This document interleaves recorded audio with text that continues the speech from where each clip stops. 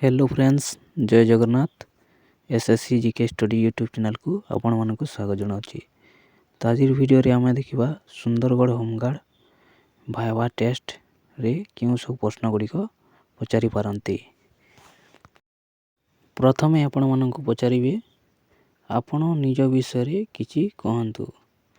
तो आपण कहिबे प्रथमे आपणक नाम, तापरे कहिबे बापांक नाम, तापर कहिबे माँ का नाम, ग्रामर नाम, पोस्ट ऑफिस नाम, ब्लॉक नाम, जिल्लार नाम, थानार नाम, तापर आपण केते पढ़िछंती ता कहिबे। तापर आपण मानक पचारि पारंती होमगार्ड कोण एवं एहार कार्य कोण। तो आपण माने उत्तर देबे होमगार्ड हेउछि एक प्रकार सरकारी चाकरी एवं एहार काम हैला लोकमानंकर सुरक्षा करिवा, सहायक बल जहाँ पुलिस और सरकारी कार्य रे मध्य सहाय्य करिवा। तापरे आपण मानंकु पचारि पारंती होमगार्ड चाकरी करिवार कारण।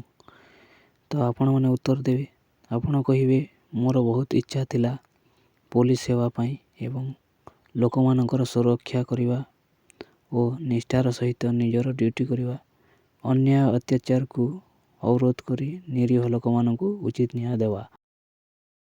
तापरे आपण मानक पचारि पारंती होमगार्ड रो दायित्व कोण। तो आपण माने उत्तर देबे होमगार्ड रो अनेक गुड़िए दायित्व रही। एथि मध्यरु सरकार नियम पालन करिवा, दुर्घटना और प्राकृतिक विपद समय रे सहाय्य करिवा, ट्रैफिक नियंत्रण करिवा, पूजा पर्व रे सुरक्षा एवं शांति रक्षा करिवा। तापरे आपण मानक पचारि पारंती ओएचजी रो पूरा नाम कोण। तो आपण माने उत्तर देबे ओडिशा होमगार्ड।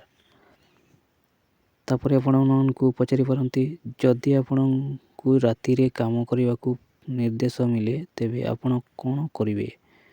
तो आपण माने उत्तर देबे लोकमानंकर सेवा पई मु सब बेले काम करिवा पई प्रस्तुत अछि।